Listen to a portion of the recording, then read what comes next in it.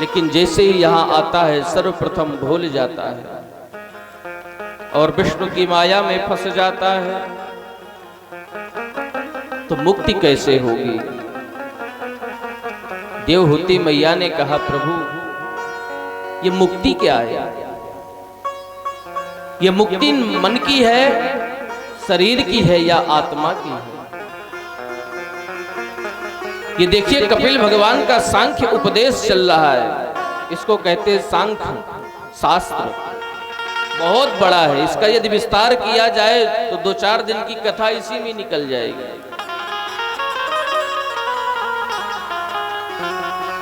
कपिल भगवान ने कहा, मां ये जो आत्मा है इसकी तो मुक्ति होती नहीं, क्योंकि पहले से मुक्त होती है। मुक्ति तो उसकी होती है जो मरता है, और आत्मा ना जजानामी ना मरिष्यति, आत्मा ना जन्म लेती है न मरती है, तो इसकी मुक्ति का तो कोई प्रश्न ही नहीं, सोचना ही व्यर्थ है। आत्मा अजर है और अमर है। और रही बात इस शरीर की, तो शरीर कभी मुक्त होता नहीं है। ये 5 भौतिक शरीर है, 5 चीज में विलीन हो जाता है। क्षिति जल पावक गगन समीरा, क्षिति जल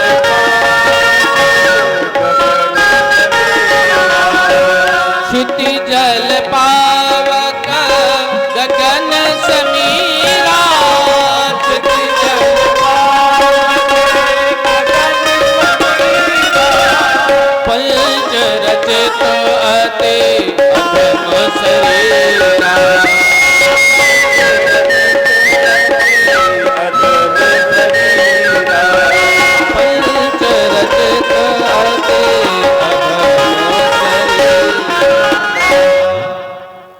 ये 5 भौतिक शरीर 5 चीज में विलीन हो जाता है। पृथ्वी पृथ्वी में, अग्नि अग्नि में, जल जल में, वायु वायु में, आकाश आकाश में। तब देवहूति मैया ने कहा, प्रभु तब तो फिर मुक्ति किसकी है? तो घूम घुमा करके मन आता है। कपिल भगवान कहते हैं यदि मन बस में हो जाए तो मुक्ति निश्चित है, क्योंकि कहा गया है कि अंते मति तागति। यदि अंत का समय आया, भगवान याद आ गए, तो आवागमन से मुक्त।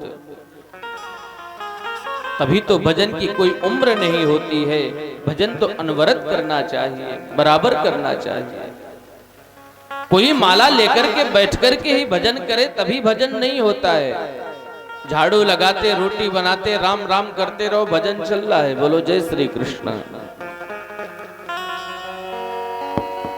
कि मनः एव मनुष्याणाम कारणम बंध मोक्षयो। व्यक्ति के बंधन और मुक्ति का कारण यदि कोई है तो वो मन है। कि मन के हारे हार है, मन के जीते जीत, मन ही मिलावत राम सो, मन ही करत फजीत। यदि मन बस में हो गया तो मुक्ति निश्चित है, इसमें कोई संदेह नहीं है। यदि मुक्त हो गया तो मरने के समय में जीव भयक्रांत होकर के सक्रेन मोत्रम विमुंचते। इसलिए सभी शास्त्र पुराण क्यों कहते हैं? क्योंकि जब मृत्यु का समय जीव का आता है तो कपिल भगवान कहते हैं, मां कंठ अवरुद्ध हो जाता है, कंठ बंद हो जाता है। कंठे घुरघुरायते, केवल घुर्र घुर्र की आवाज आती है उस समय, जिस समय अंतिम क्षण आता है। उस समय पर उस जीव को, जिस व्यक्ति इस अवस्था में लेटा हुआ है, वहां पर मोह मत दिखाओ। जितने दिन साथ में रहना था रह चुका, अब तो उसको मुक्त करने के लिए राम नाम मुख से निकालो। राम राम बुलवाओ जोर से, जबरदस्ती। जिससे वो अधिक प्रेम करता है उसको दूर कर दो उसके पास से। लेकिन यहाँ पर संसार में जस्ट उल्टा होता है। बोले बाबूजी के प्राण क्यों नहीं निकल रहे? बोले बड़का बेटा भी नहीं आया, अभी विदेश में है। बड़का बेटा आ रहा प्लेन से, वो बंधन का कारण है। बड़का बेटा को तो पीछे सर की तरफ खड़ा कर दो, राम राम बुलवाओ, वही उससे कल्याण होगा। बोलो जय श्री कृष्ण।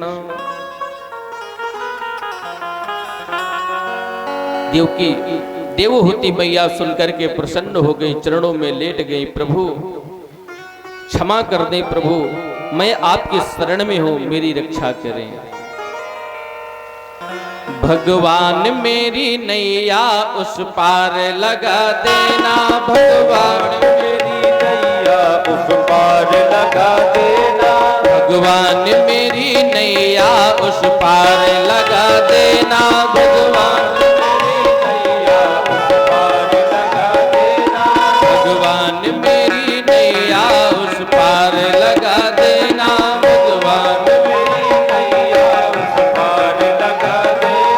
अब तक तो निभाया है, आगे भी निभा देना, निभाया है, आगे भी निभा देना।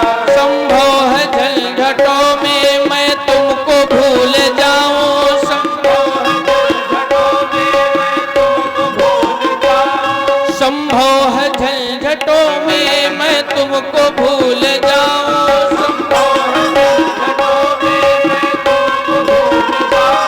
पर नाथ दया करके मुझको न भुला देना, पर नाथ दया करके मुझको न भुला देना। भगवान मेरी नैया उस पार लगा देना, भगवान मेरी नैया उस पार लगा देना, भगवान मेरी नैया उस पार लगा देना।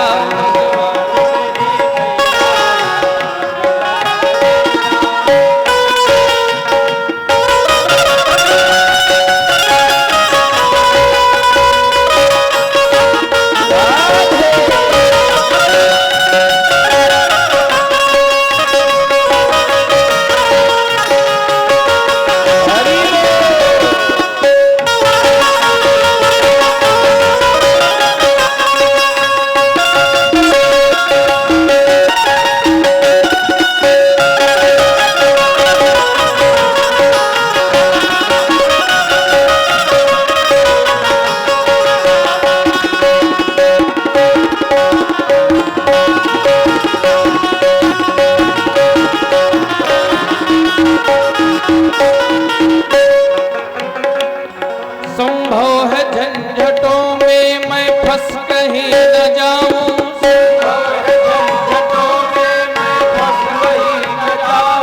संभव है इन प्रपंचों में फंस कहीं न जाऊं, संभव है प्रपंचों में फंस कहीं न जाऊं। प्रनाथ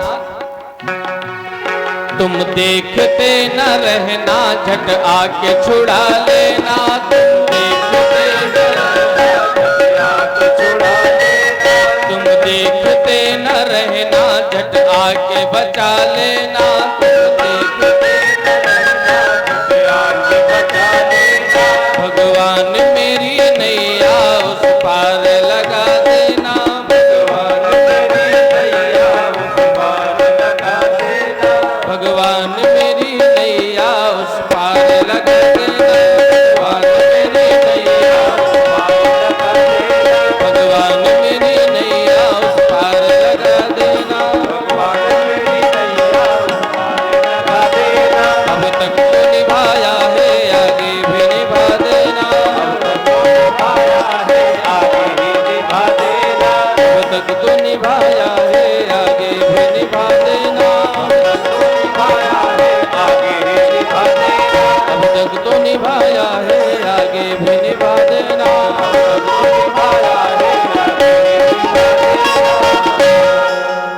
भक्तवत्सल भगवान की जय। देवहूति मैया कपिल भगवान को प्रणाम करके जल रूप में परिणत हो गई, नदी रूप पहन करके बह गई। कपिल भगवान वहां से उठ करके खड़े हुए, सीधा गंगा सागर पहुंचे।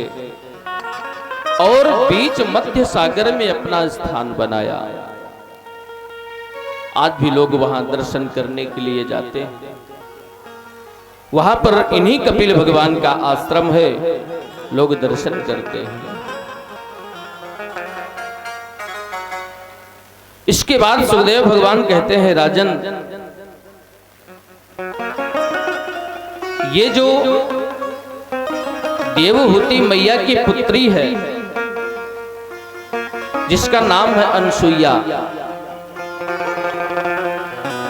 और जितनी भी कन्याएं हैं कोई साधारण नहीं है। सभी एक से बढ़कर के एक विदुषी हैं। सभी जहां पर ब्रह्मा विष्णु महेश तीनों को बालक बना दिया अपने पतिव्रत धर्म के प्रभाव से। सोमो भूत ब्राह्मणोन्सेन तत्तो विष्णोस्तु योगविता। ब्रह्मा जी के अंश से चंद्रमा का अवतार हुआ, जन्म हुआ अनसुईया माता के। भगवान विष्णु के अंश से दत्तात्रेय भगवान उत्पन्न हुए, जिन्होंने 24 गुरु बनाया। और भगवान शंकर के अंश से दुर्वासा ऋषि का प्राकट्य हुआ, जो कि दुर्वासा महात्मा जाने जाते हैं, समझे जाते हैं सभी महात्माओं से सबसे क्रोधी, एक क्षण में तुरंत श्राप देते हैं। पूरे देवलोक, यक्षलोक, राक्षस लोक, जितने भी लोग हैं, सप्त लोकों में से वो जाने जाते हैं दुर्वासा। सभी लोग डरते हैं। इसके बाद आगे जो तीसरी बेटी है मनु महाराज की, आपने 2 बेटियों के वंश की चर्चा को सुना। आकुति, देवहूति और प्रसूति। प्रसूति मैया का विवाह प्रजापति दक्ष के संग हुआ। महाराज दक्ष और प्रसूति मैया के गर्भ से 16 कन्याओं का जन्म हुआ। 13 कन्याओं का विवाह साक्षात धर्म के संग हुआ। 3 कन्याएं बची और एक कन्या का विवाह सुधा देवी के संग हुआ, जो पितरलोक होते हैं। जब लोग पिंडदान करते हैं, तर्पण करते हैं, तो तस्मै स्वधा का उच्चारण करते हैं। उनका नाम स्वधा देवी है। और जो स्वाहा देवी है, उनका विवाह अग्नि भगवान के संग हुआ। और जो 16वीं कन्या है, सबसे छोटी बेटी, जिसका नाम सती है, उसका विवाह भगवान भोले बाबा के संग हुआ। सुखदेव भगवान कहते हैं, राजन, लेकिन भगवान शिव की कोई संतान न हो सकी। एक बार भोले बाबा ने दक्ष को ब्रह्मा आदि विष्णु आदि देवताओं ने मिलकर के प्रजापतियों का राजा घोषित किया। और जब कोई व्यक्ति राजा बनता है तो अपना मंत्रणा करता है, वक्तव्य देता है, भाषण करता है। तो भाषण करने के लिए इसी प्रकार सभा लगाई गई। उस सभा में सारे देवता आए। तो जैसे भोले बाबा बैठे थे, उसी प्रकार आसन, जिस आसन में बैठे थे, सभी अपने अपने आसन में जाकर के विराजमान हो गए। महाराज प्रजापति दक्ष जब अंदर प्रवेश किए तो सारे देवता खड़े होकर के ऋषि मुनि स्वागत किया, लेकिन भोले बाबा नहीं खड़े हुए। जब भोले बाबा नहीं खड़े हुए तो दक्ष को क्रोध आ गया। अरे, ये तो मेरे पुत्र के समान है। ये सारे देवता खड़े होकर के मेरा स्वागत किया, सम्मान किया, लेकिन ये शंकर क्यों नहीं खड़ा हुआ? अरे, खड़ा भी कैसे होगा, क्योंकि रहता तो भूत प्रेतों के बीच में है ना। प्रेता वासेषु घोरेषु भूत प्रेतैर गणैर व्रतः। उस शमशान में रहता है, चिता की भस्म को रमाता है, भूत प्रेतों के बीच में रहता है, इसको सम्मान करना कैसे आएगा? ये तो सीख ही नहीं सकता ना। अरे मैंने तो बहुत बड़ी गलती की, अपने मृग नैनी जैसी कन्या को उसके संग विवाह कर दिया। गृहीत्वा मृगसा वाक्षा पाणिम मरकट लोचनः। ये जो बंदरों जैसी बैठे हुए आंखें टिमटिमा रहा है, मैंने तो मृग नैनी कन्या का दान करके बहुत बड़ी गलती की। अनंग भेष है जिसका कोई वेशभूषा नहीं है, बड़े अशब्द का प्रयोग किया। लेकिन यहां पर शास्त्र कहते हैं गुरु निंदा, अपने इष्ट आराध्य की निंदा नहीं सुनना चाहिए। और यदि आप सुन रहे हैं तो आपको गौ हत्या का पाप लगेगा। तो भोले बाबा के संग आए थे नंदी बाबा। भोले बाबा तो आंख बंद किए हुए नीचे को सरके हुए सारी बातें सुन रहे थे। कोई बात नहीं, क्रोध में है, बोलने दो। पर नंदी बाबा से नहीं रहा गया।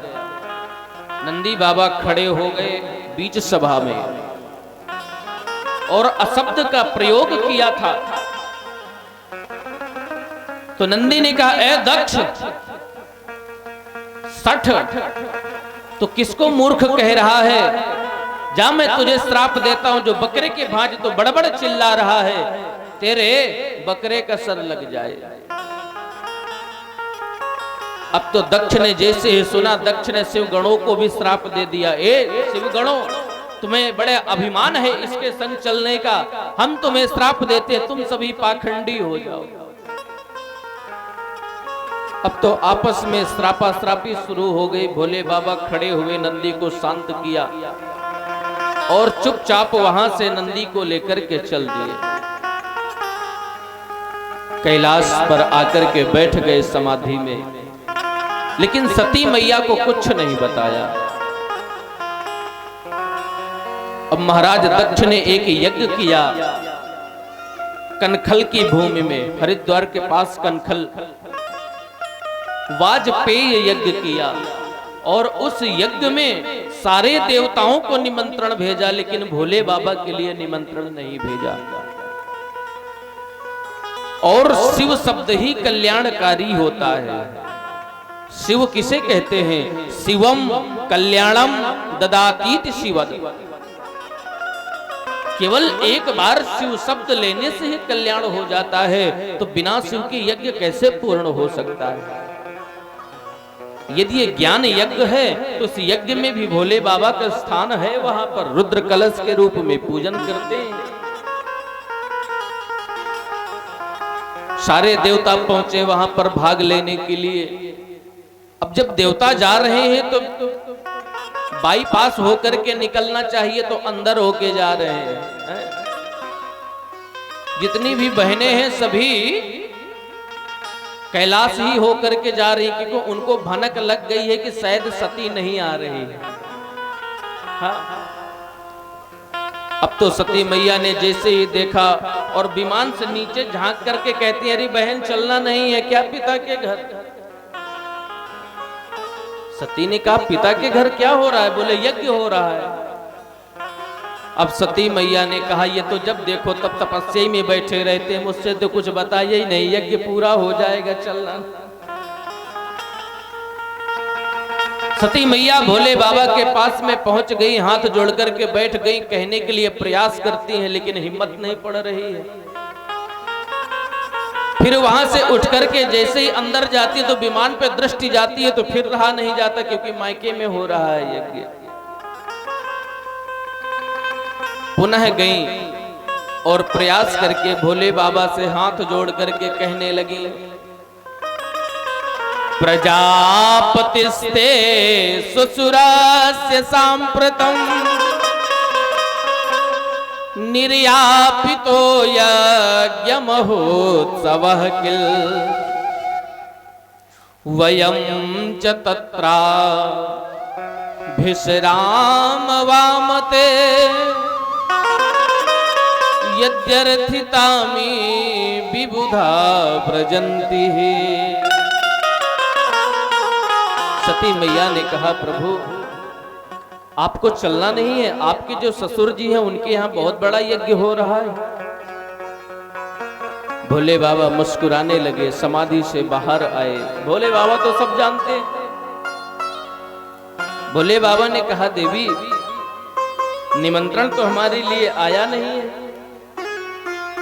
सती ने कहा, निमंत्रण नहीं आया, लेकिन मेरे पिता तो सबसे ज्यादा मुझसे प्रेम करते हैं, क्योंकि मैं उनकी सबसे छोटी पुत्री हूं। और माता पिता का स्नेह प्रेम छोटे से ज्यादा होता है, क्योंकि सबसे छोटा होता है स्नेह बस। बाकी ममता तो सभी के लिए बराबर है। वो निमंत्रण देने ही भूल गए होंगे। अब तो जैसे ही सुना, भोले बाबा ने समझाने का प्रयास किया, देवी वो भूले नहीं है, जानबूझ करके यदि निमंत्रण ना दिया गया हो तो वहां पर नहीं जाना चाहिए, क्योंकि जहां पर जाने से प्रसन्नता ना हो वहां पर नहीं जाना चाहिए। क्योंकि बाबा कहते हैं कि आवत ही हर से नहीं, नयनन नहीं सने, आवत ही हर से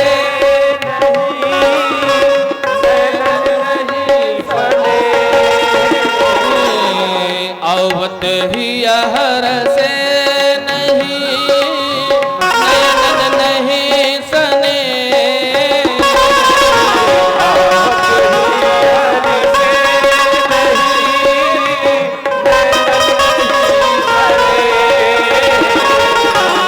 तुलसी कहाँ न जाइए, तुलसी कहाँ न जाइए, चाहे कंचन बरसे में, चाहे कंचन बरसे में,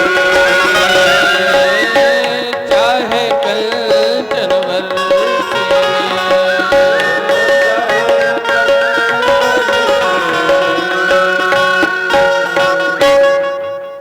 वहां पर स्वर्ण की वर्षा ही क्यों ना हो रही हो, वहां पर नहीं जाना चाहिए।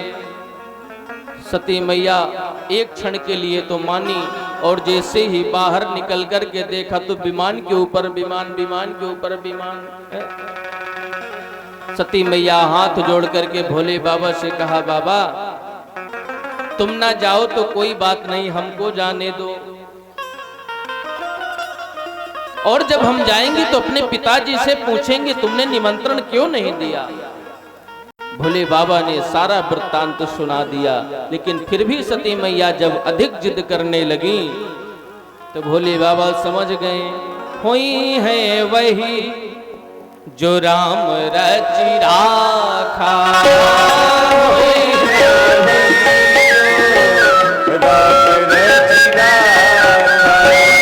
हुई है वही जो राम रचि राखा,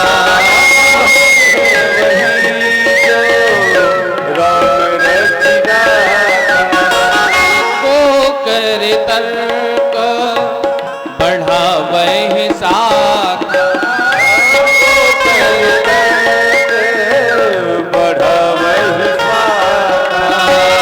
को कर तर्क बढ़ावे साखा,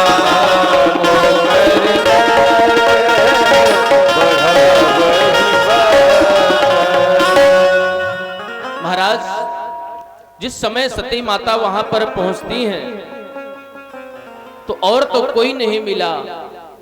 सबसे यदि किसी को पीड़ा थी तो वो सिर्फ मां को थी। यदि सती की कमी खिल रही थी तो वो मां को खिल रही थी। जैसे ही सती को आते हुए देखा, मां दौड़ करके गई, हृदय से लगा लिया, बेटी तू आ गई। अस्त्रपात करते हुए सती ने कहा, पिताजी कहाँ है, मुझे मिलना है।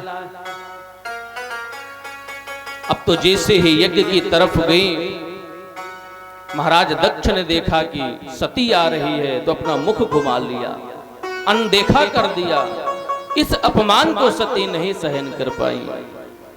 और इतना ही नहीं, जब सती मैया यज्ञ मंडप में जाकर के देखती हैं तो वहां पर सभी देवताओं का अलग अलग हिस्सा रखा हुआ है, भाग रखा हुआ है, स्थान है, परंतु भोले बाबा के लिए कहीं स्थान नहीं है।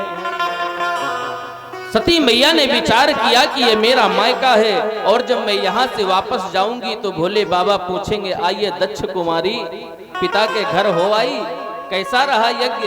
तो मैं क्या यही सुनाऊंगी कि वहां आपका अपमान हुआ है? तो एक बेटी अपना अपमान तो सहन कर सकती है लेकिन पति का नहीं। जब अपमान को देखा तो सती ने योग के द्वारा अंगुष्ठ से घर्षण करके अग्नि को प्रकट किया और वहीं पर जलने के लिए जैसे ही यज्ञ मंडप में प्रवेश कर गई, हाहाकार मचने लगा और मरते समय सती मैया ने भगवान नारायण का ध्यान किया। सती मरण सम हरि सन मांगा, सती मरण सम हरि संग मांगा, सती मरत हरे सन बर मांगा, सती मरत हरे सन बर मांगा, जन्म जन्म शिव पद अनुरागा, पद अनुरागा, जन्म जन्म शिव पद अनुरागा। जो ही शरीर को त्यागा वही अगले जन्म में पार्वती के रूप में प्रकट होती हैं, तपस्या करती हैं भोले बाबा को, वरुण बरऊ संभनत रहूं कुमारी संकल्प लेती हैं और अगले जन्म में भोले बाबा को प्राप्त करती हैं। बोलिए शंकर भगवान की जय हो। इधर नंदी आदि गण सभी भोले बाबा के पास में गए, हाहाकार मच गया। भोले बाबा को जैसे ही बताया, नारद आदि नारद जी पहुंच गए। भवो भवन्या निधनम जगद्वते सतकिताया अवगम्य नारदात। नारद जी ने जैसे ही सूचना दिया, भोले बाबा का क्रोध का पारावार नहीं। भोले बाबा ने जटा से एक बाल उखाड़ा और वीरभद्र को प्रकट किया। देखते देखते विकराल रूप में परिणित हो गया वीरभद्र। क्या आज्ञा है? भोले बाबा ने कहा, जाओ जाकर के उस दक्ष के यज्ञ को नष्ट कर दो। अब तो पूरी टोली लेकर के वीरभद्र जी चले। इसी प्रकार वातावरण हो गया, अचानक बादल छा गए, जोरदार की हवा चलने लगी, प्रलयंकालीन दृश्य छा गया। पूरे यज्ञ मंडप में यज्ञाचार्य जितने आचार्य थे सभी एक किनारे खड़े हो गए और जैसे ही पहुंचे वीरभद्र जी ने पूछा, दक्ष कौन है? इशारा किया नंदी आदि गणों ने कि ये है, लेकिन बोले कि रुको रुको महाराज। क्या? बोले जब हम माँ के संग आए थे। हाँ फिर? तो ये जो भृगु जी है ना, जब हमारी यहाँ पर पिटाई हो रही थी तो ये बहुत हंस रहे थे, दाढ़ी में हाथ फेर करके। तो भृगुम्ब बंधम मणिमान वीरभद्र प्रजापतिम। तो वीरभद्र जी ने तनिक देरी नहीं लगाई, दाढ़ी पकड़ के सीधा उखाड़ लिया। हाँ, भृगु जी की दाढ़ी। पूषा बोले, पूषा ऋषि थे, बोले बहुत हंस रहे थे, दांत दिखा करके एक मुक्का दिया, सोई 32 बार। बोलो गोविंदाय नमो नमः। भग ऋषि थे, बोले बहुत आंखें टकटका करके हमको देख रहे थे, जब पिटाई हो उनके दोनों आंखें फोड़ दिया भग ऋषि के, सबको अंग भंग कर दिया। दक्ष के पास पहुंचे, एक तमाचा जोरदार जड़ा, सर कट करके यज्ञ कुंड में स्वाहा। यज्ञ अपूर्ण हो गया। सारे देवता भगवान भोले बाबा के पास में गए, ब्रह्मा जी गए, भगवान भोलेनाथ की स्तुति करने लगे। बाबा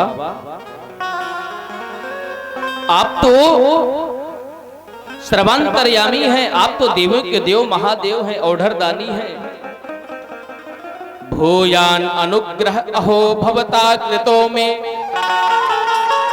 हम मानते हैं कि सर्वथा ये दंड के अधिकारी थे, आपका अपमान किया, लेकिन है तो आखिरकार आपके ससुर ही। और इन्होंने जो संकल्प लिया है उसको पूर्ण करना आपका धर्म बनता है। भोले बाबा छड़े रुष्टा छड़े तुष्टा रुष्टा तुष्टा छड़े छड़े। भोले बाबा तो एक क्षण में प्रसन्न हो गए और प्रसन्न होकर के आदेश दिया कि पहला सर जो मिले उसको लाओ और हम दक्ष को जीवित करेंगे। वीरभद्र जी गए, बकरा सामने पड़ा, बकरे का सर लेकर के आए। जैसे ही जोड़ा, दक्ष महाराज खड़े हो गए और दक्ष महाराज अब स्तुति करने लगे भोले बाबा की।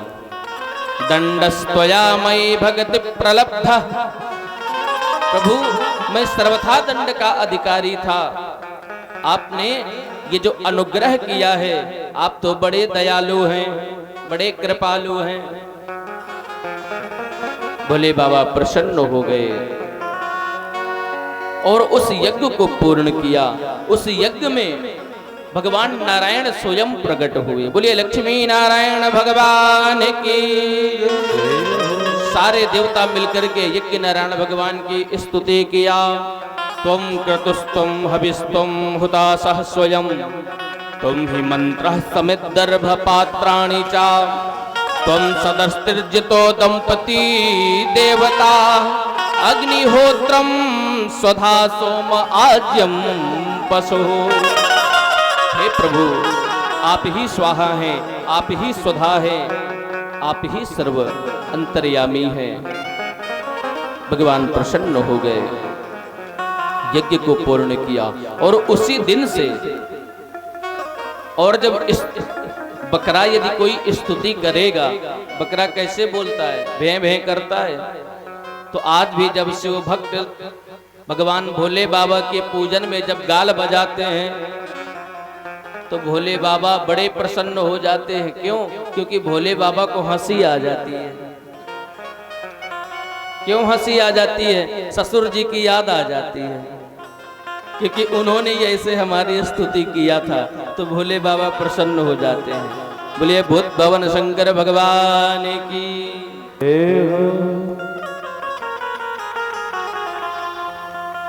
आज का तो समय भी बड़ा, लोगों को जाना भी होगा। विराम करें कि और आगे? अच्छा, बारिश बहुत जोर हो रही है, सोच रहे कल सुना देंगे। अच्छा, ये तो ऐसे भक्त होना चाहिए। हम बड़े संकोच में सुना रहे हैं और बड़े जल्दबाजी में संकोच में सुना रहे हैं, समास विधि से। देखिए, कथा दो प्रकार की होती है। समय अभाव से यदि सुनाया जाए तो समास विधि से सार सार सुनाया जाता है, विस्तार नहीं कर रहे, क्योंकि आज कुछ इंद्र देवता कुछ अधिक ही प्रसन्न हैं। चलिए, कोई बात नहीं। आइए, शिव गौरा नाम अपार, जपे जा भोला भोला। शिव गौरा नाम अपार, भोला भोला, रटे जा भोला भोला, जपे जा भोला भोला, रटे जा भोला भोला, जपे जा भोला भोला, रटे जा भोला भोला, जपे जा भोला भोला, रटे जा भोला भोला। शिव गौरा, शिव गौरा, शिव गौरा नाम अपार, जपे जा भोला भोला। शिव गौरा नाम अपार, जपे जा भोला भोला।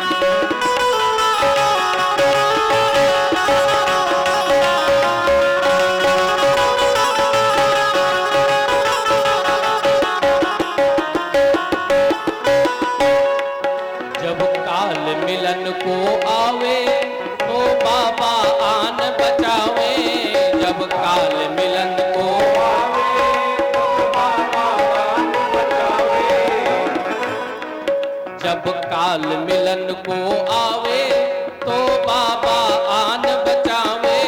जब काल मिलन को आवे तो बाबा आन बचावे। शिव भोला शिव भोला शिव भोला नाम अपार, जपे जा भोला भोला शिव भोला नाम अपार, जपे जा भोला भोला जपे जा भोला भोला जपे जा भोला भोला जपे जा भोला भोला जपे जा भोला भोला। शिव गौरा शिव गौरा नाम अपार, जपे जा भोला भोला जपे जा भोला। बोलिए शंकर भगवान की।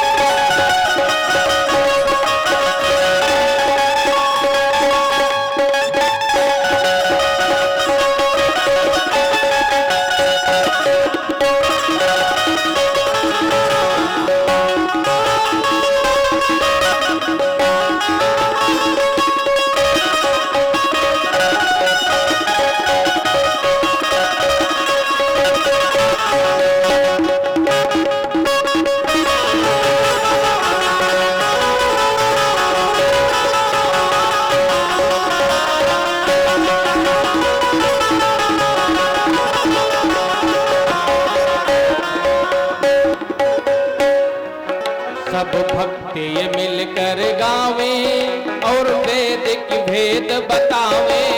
सब भक्त ये मिलकर गावे और वेद की भेद बतावे। सब भक्त ये मिलकर गावे और वेद की भेद बतावे। सब भक्त ये मिलकर गावे और वेद की भेद बतावे। क्या भेद है?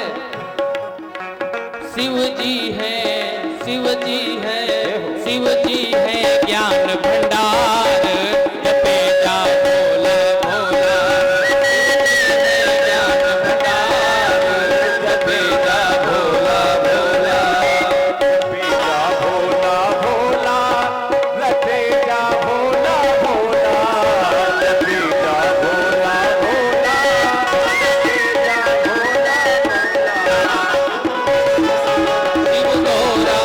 शिव गौरा नाम अपार, जपे जा भोला भोला शिव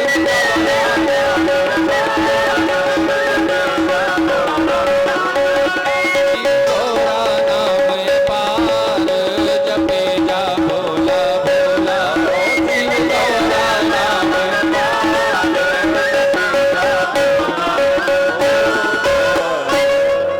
बोलिए भूत भवन शंकर भगवान की।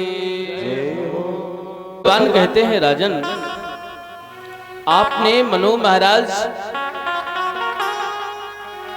तीनों बेटियों के वंश की कथा को सुना। अब दो पुत्र हैं जिनका नाम प्रियव्रत और उत्तानपाद है।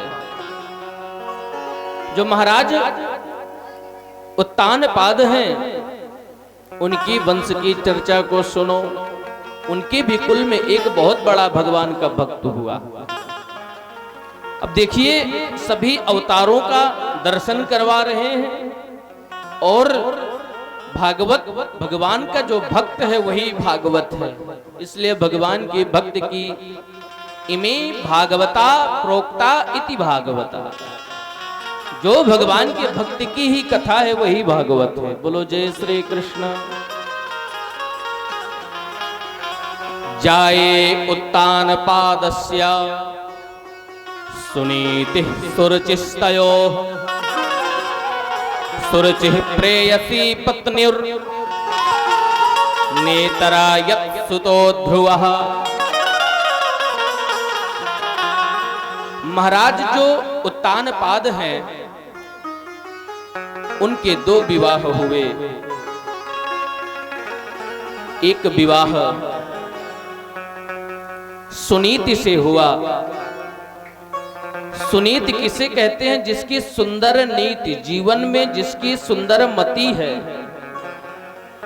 सुंदर प्रतिज्ञा है, संकल्प है, उसको कहते हैं सुनीति। व्याकरण की दृष्टि से सुष्ठुर नेतिर यस्य सा सुनीति। और जो छोटी रानी है जिसका नाम सुरुचि है, तो वो मनमानी करती है। देखिए, एक तो होती है बुद्धिमानी और दूसरी होती है मनमानी। तो जो बुद्धिमत्ता के अनुसार कार्य करे वो तो है सुनीति, और जो मनमानी करे, अपने रुचि के अनुसार चले, उसका ही नाम सुरुचि है। लेकिन ये उत्तानपाद कौन है? उत्तानपाद हम ही हैं। उत्तानपाद का अर्थ होता है जिसका समाज में ऊंचा पद, प्रतिष्ठा, मान, जिसका ऊंचा पद है वही उत्तानपाद है। और माँ के गर्भ में भी जब जीव रहता है तो उल्टा रहता है। उस बालक के जो पैर होते हैं वो ऊपर की ओर होते हैं और सर नीचे होता है। तो गर्भ से ही वो उत्तानपाद है। और प्रत्येक पुरुष की दो पत्नियां हैं, एक बुद्धिमानी और दूसरी मनमानी। लेकिन ये बताइए, हम किसकी मानते हैं अधिक बात? हाँ बोलो। बुद्धिमानी की? देखो मूड़ी डुला रहे, क्या नहीं, मनमानी की। भाई बुद्धिमानी कहती है कि बतासा पानी गोलगप्पे नहीं खाना चाहिए, तो मनमानी कहती है दोबारा पता नहीं कब आएगा।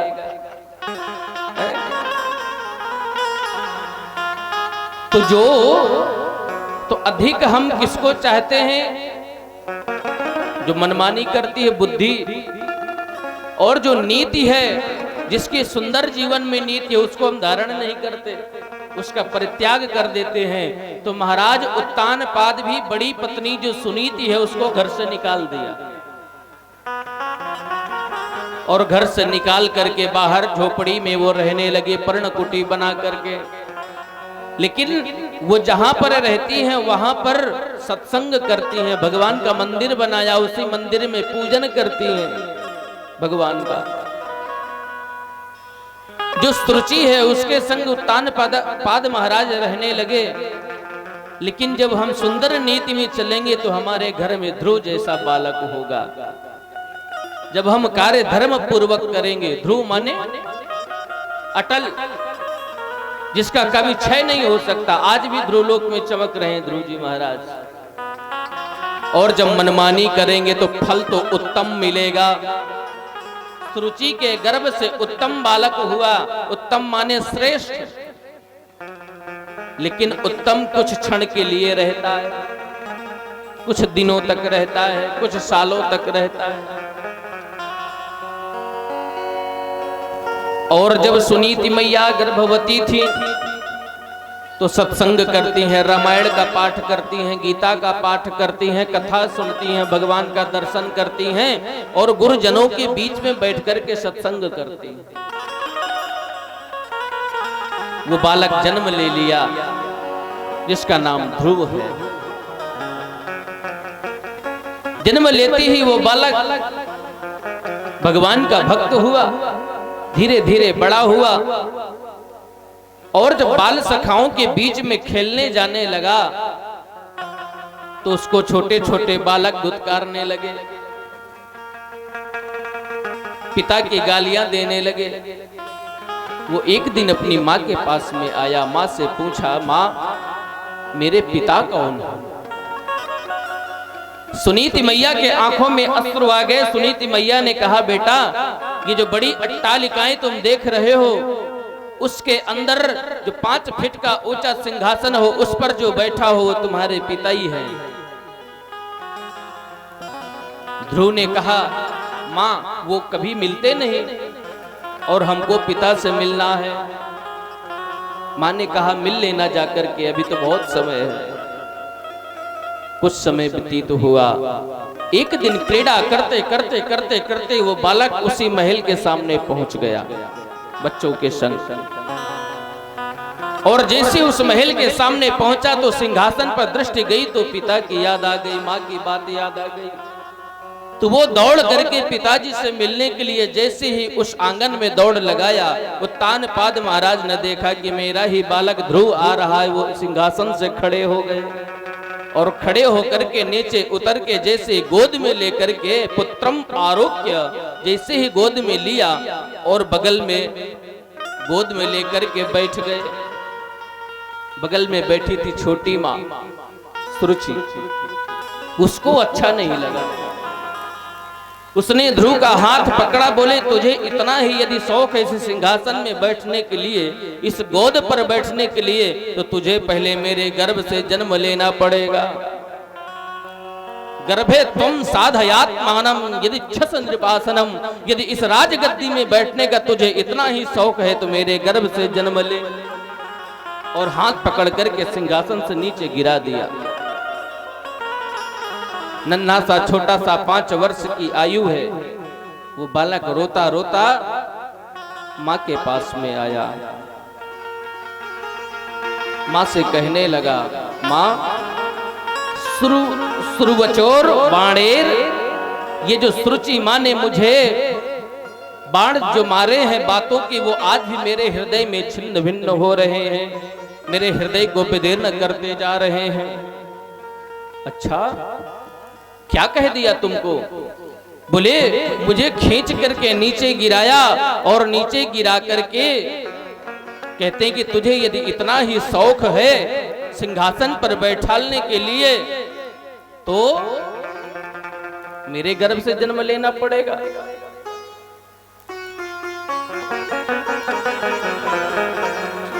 नीचे बैठो, नीचे नीचे नीचे नीचे बैठ के वहां सुनो।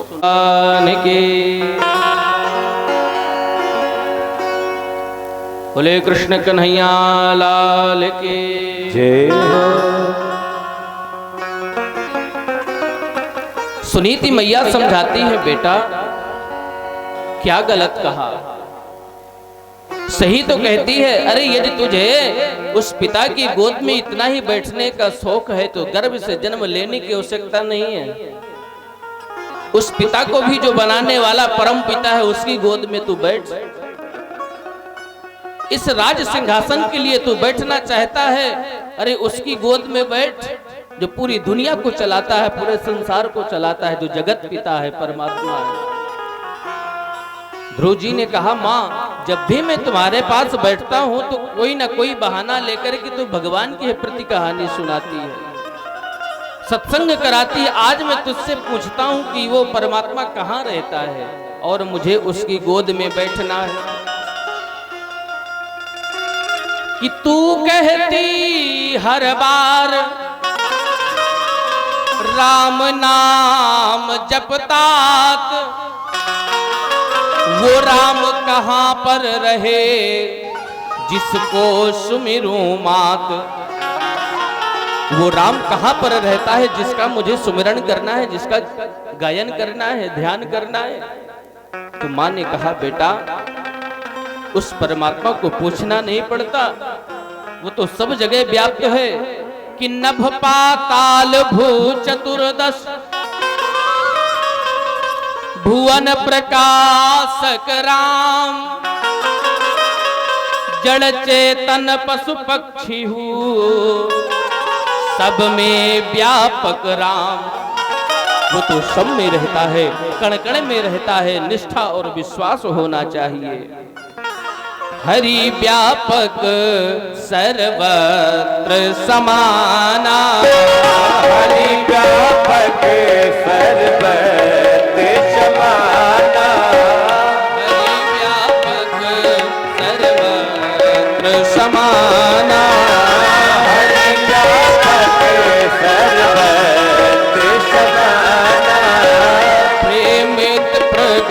सुत हो ही मैं जाना, इस जगत होई मैं जाना।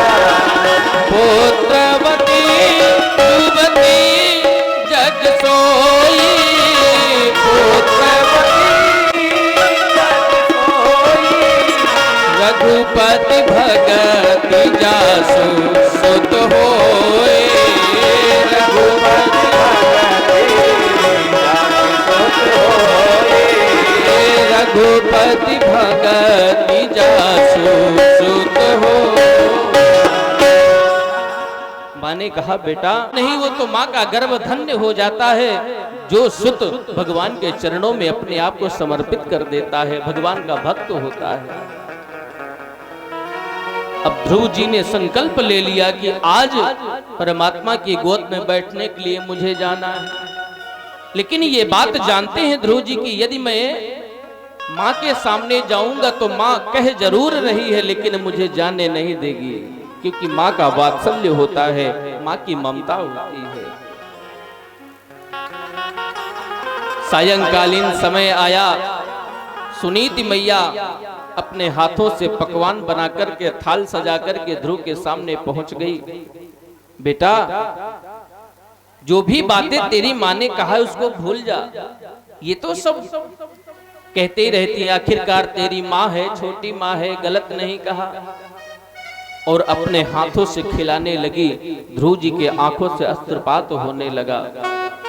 माँ आज ये जो तुम मुझे ग्रास दे रही हो, आज तो ये अंतिम ग्रास है आपके हाथ का, और ये बालक आपका पुत्र तभी लौट करके आएगा जब उस परमात्मा को पालेगा, अन्यथा अपना मुख नहीं दिखाएगा।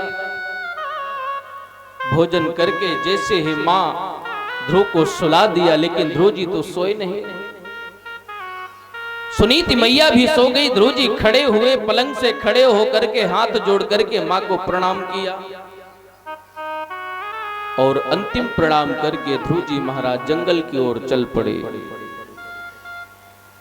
रात्रि का समय है, घनघोर जंगल आया। नारद जी के मन में विचार आया, ये छोटा सा बालक है, परमात्मा को पाने के लिए जा रहा है, इसकी परीक्षा लेनी चाहिए।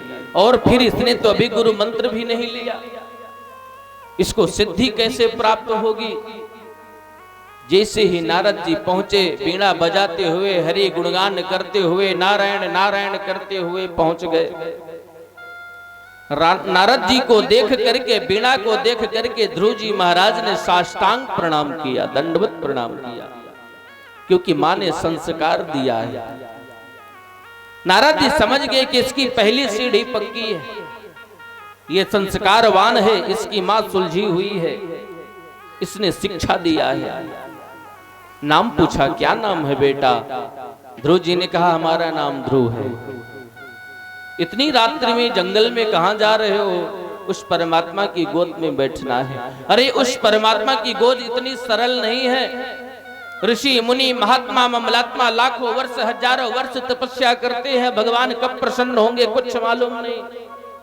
पूरा जीवन व्यतीत कर देते हैं, पूरे शरीर में दीमक लग जाती है, शरीर पूरा खिया जाता है, नष्ट हो जाता है, सिर्फ पंजर बचते हैं, अस्थि पंजर, फिर भी भगवान प्रकट नहीं होते। और तुम भगवान को प्राप्त करने के लिए जा रहे हो।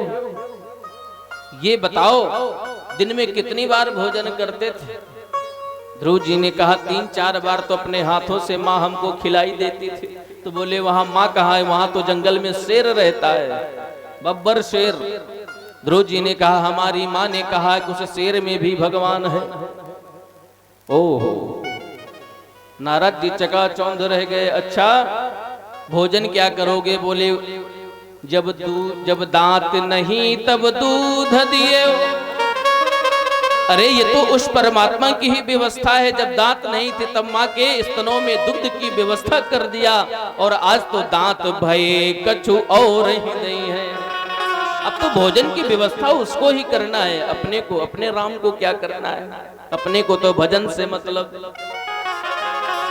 लेकिन एक बात बताइए, आपने अपना परिचय दिया, नारद नाम बताया, लेकिन हमको लगता है कि तुम नकली वाले नारद हो। असली वाले नहीं हो?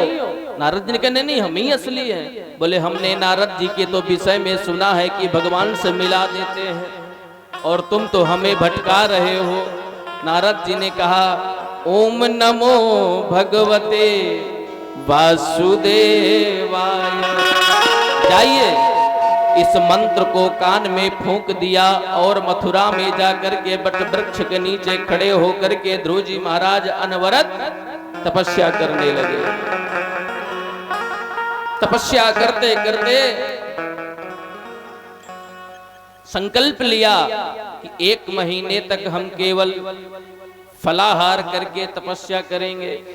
1 महीना आया। प्रथमम यन्मासम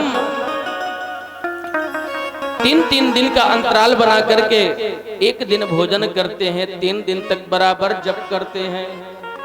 दूसरा महीना आया षष्ठे भुको दिने, 6 दिन का अंतराल कर दिया। चौथा महीना 9 दिन का अंतराल, 12 दिन का अंतराल। अब जैसे ही पंचमे मास्यान्वय प्राप्ते, 5वां महीना प्रारंभ हुआ, भगवान का दर्शन नहीं हुआ। ध्रुव जी ने संकल्प किया श्वास को प्राणायाम के माध्यम से चढ़ा करके जैसे ब्रह्मरंध्र में जाकर के रोका त्रटक समाधि के द्वारा, और जिस समाधि का वर्णन किया था उसको हृदयंगम कर लिया। आंख बंद करके देखने लगे तो पूरे विश्व का जो ऑक्सीजन है वो समाप्त हो गया, रुक गया। जितने नदी नाली हैं सभी स्थिर हो गए, वृक्ष जड़ हो गए। सारे देवता भगे भगे ब्रह्मा जी के पास में गए। पितामह त्राहिमाम त्राहिमाम, ये क्या हो रहा, हमारे तो प्राण ही अवरुद्ध हो रहे हैं। ब्रह्मा जी ने कहा वही दशा हमारी भी हो रही है, चलो नारायण के पास में। भगवान विष्णु के पास में गए। सारे देवता हाथ जोड़ करके खड़े हो गए, प्रभु ये क्या है? भगवान ने कहा हमारा मृत्यु लोक में एक नन्हा सा छोटा सा भक्त तैयार हुआ है और उसने अपने श्वास को ब्रह्मरंध्र में कैद कर दिया है। जब तक हम उसे दर्शन नहीं देंगे तब तक वो सांस नहीं लेगा, और जब तक वो सांस नहीं लेगा तब तक तुम्हारी सांस वापस आने वाली नहीं। सारे देवता हाथ जोड़ करके बोले प्रभु जल्दी करिए, नहीं तो हमारी तो घुटन हो रही है। बोलो जय श्री कृष्ण। भगवान नारायण चतुर्भुज रूप धारण करके, पीतांबर धारण करके जैसे ध्रुव जी महाराज के सामने प्रकट हुए तो ध्रुव जी महाराज तो अंदर दर्शन कर रहे थे। सारे देवता आकाश मंडल में खड़े हो गए। अरे देखो तो इतनी तगड़ी तपस्या कर रहा है, कठिन तप कर रहा है, और भगवान सामने खड़े हैं तो दर्शन नहीं कर रहा है।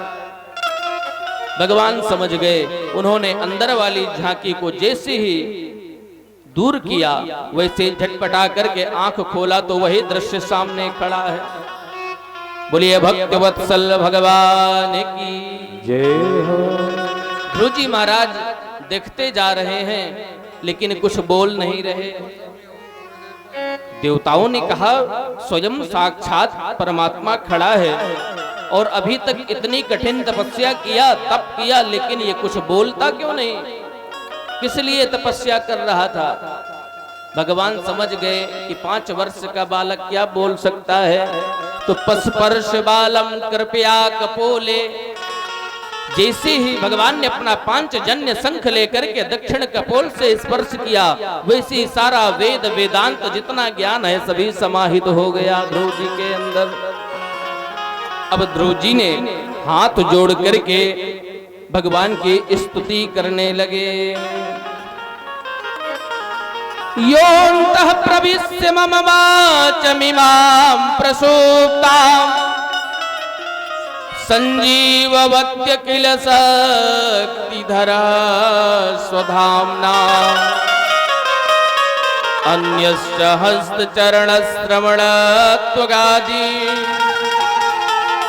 प्राणान्नमो भगवते पुरुषाय तुभ्यम्। मेरी इतनी सामर्थ्य नहीं है मैं आपकी स्तुति कर सकूं, लेकिन मैं जो भी बोल रहा हूं आपके ही प्रदत्त ज्ञान के द्वारा बोल रहा हूं। आप ही मेरे हृदय में विराजमान होकर के बोल रहे। योऽन्तः प्रविश्य वच, मिमाम प्रसुप्ताम, मेरे वाक्य के द्वारा, वाणी के द्वारा आप ही बोल रहे हैं। इस प्रकार से भगवान की ध्रुव जी महाराज ने स्तुति किया। भगवान प्रसन्न हो गए। भगवान ने कहा बेटा क्या मांगना है, वरदान मांगो। ध्रुव जी ने कहा प्रभु अब क्या चाहिए, आपकी गोद में बैठना था सोई प्राप्त हो गई, आपका सानिध्य आपने कृपा की और हमें कुछ नहीं चाहिए। भगवान ने कहा नहीं, तुम्हारे मन में उस गद्दी में बैठने की भी अभिलाषा थी, इसलिए जाओ हमारा आशीर्वाद है, तुम पहले राज गद्दी में बैठो, फिर तुम, आपके लिए अलग लोक, ध्रुव लोक ही एक अलग है, वहां निर्माण कर दिया, जब चाहना तब आ जाना। ध्रुव जी ने कहा प्रभु सर्वप्रथम हमको अपनी छोटी माँ से मिलना है। क्यों? क्योंकि यदि वो इस प्रकार के दुर्वचन न बोले होते तो आज आपका दर्शन न हुआ होता। जैसे ही उत्तानपाद महाराज को पता चला कि ध्रुव आ रहा है तपस्या करके, भगवान स्वयं छोड़ने के लिए आ रहे हैं, तो सभी परिकर के साथ में स्वागत करने के लिए खड़े हो गए। तभी तो कहते हैं जा पर कृपा राम की होई, जा पर कृपा राम की होई, जा पर कृपा राम की होई, जा पर कृपा राम की होई, जा पर कृपा करे सब कोई,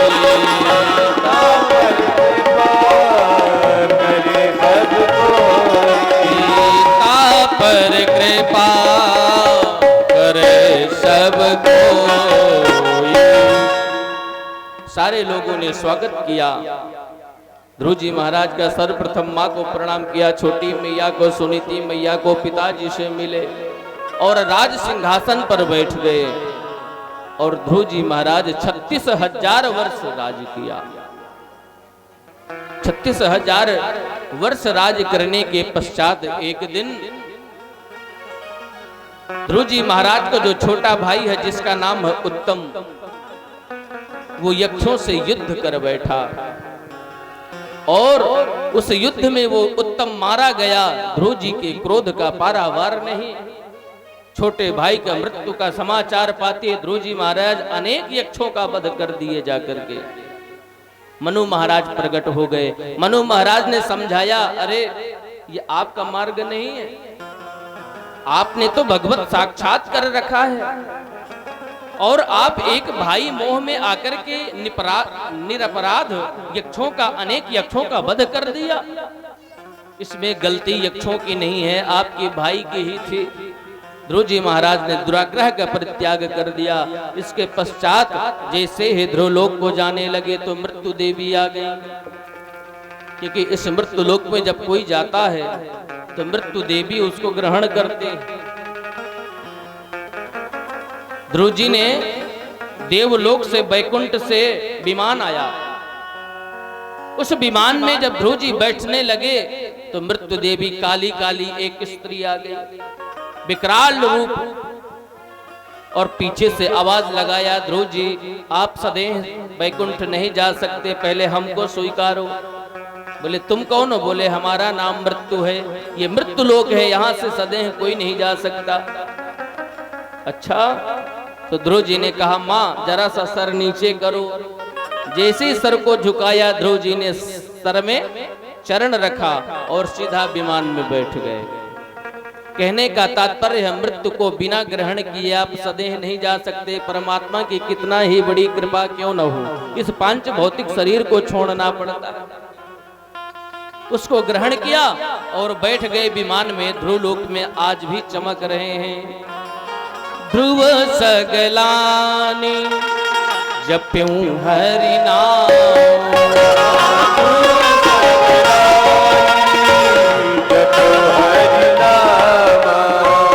पावा अचल अनुपम ठाम,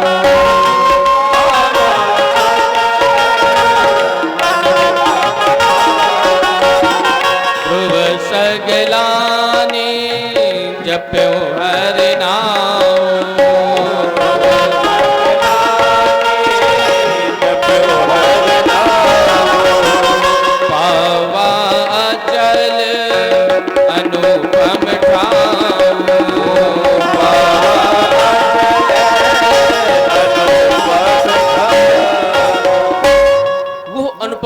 स्थान ध्रुव जी ने प्राप्त किया और वहां पर आज भी दे दीप्यमान हो रहे, दिखाई पड़ रहे हैं तारा के रूप में। इसलिए और आइए आज की कथा को यहीं विराम करते हैं और कल फिर देखी जाएगी जैसी प्रभु की इच्छा। मैं तो जपूं सदा तेरा नाम, दयालु दया करो। तेरा नाम दयालु दया करो। मैं तो जपूं सदा तेरा नाम, दयालु दया करो।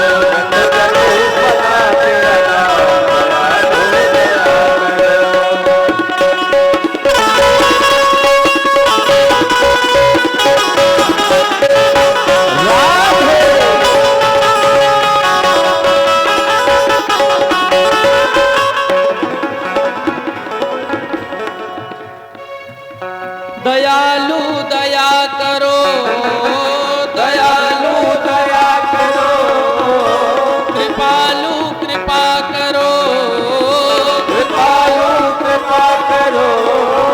मैं तो जपूं मैं तो जपूं सदा तेरा नाम, दयालु दया करो। मैं तो जपूं सदा तेरा नाम, दयालु दया करो।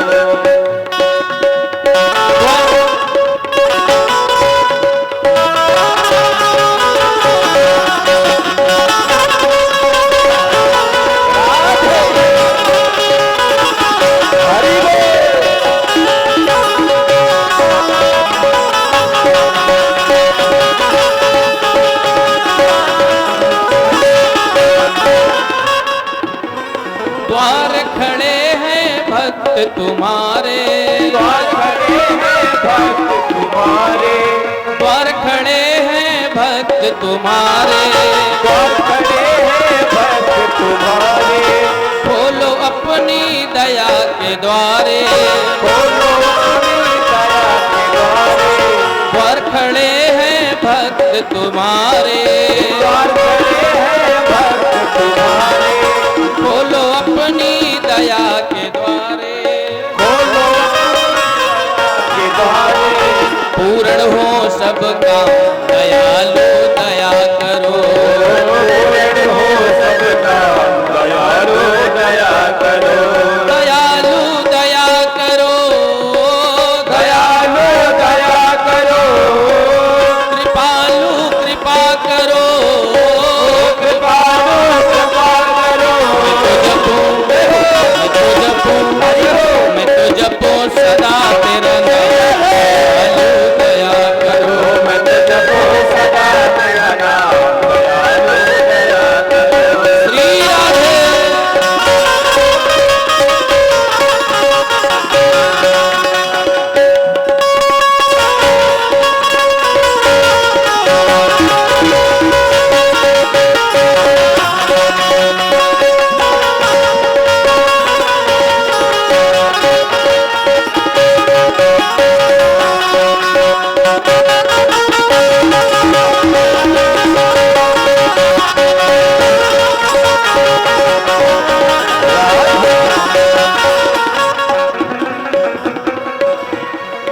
भजन कीर्तन गाऊं मैं तेरा, भजन कीर्तन गाऊं मैं तेरा, भजन कीर्तन गाऊं मैं तेरा, भजन कीर्तन गाऊं मैं तेरा।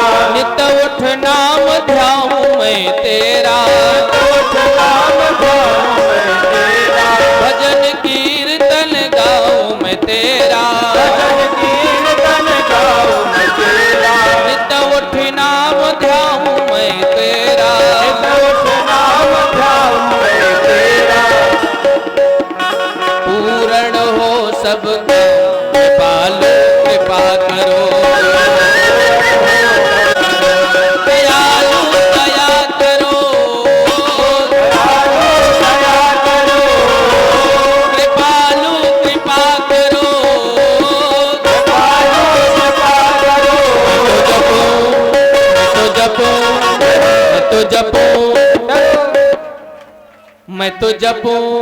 मैं तो जपूं सदा तेरा नाम, दयालु दया करो।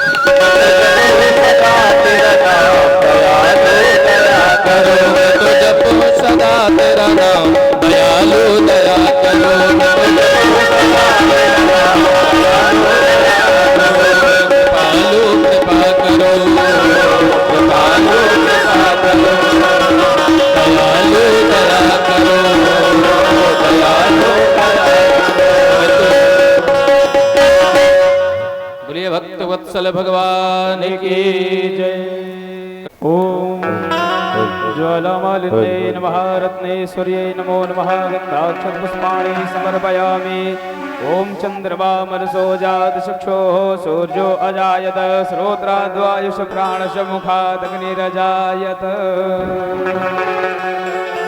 आरती गाऊं प्यारे तुमको रिझाऊं, आरती गाऊं प्यारे तुमको रिझाऊं। बाके बिहारी तेरी आरती गाऊं, बाके बिहारी तेरी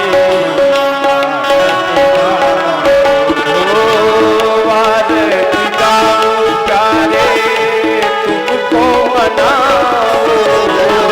आरती गाओ प्यारे तुमको मनाऊं। आरती गाऊं प्यारे तुमको रिझाऊं। बाके बिहारी तेरी आरती गाऊं, बाके बिहारी तेरी आरती गाऊं।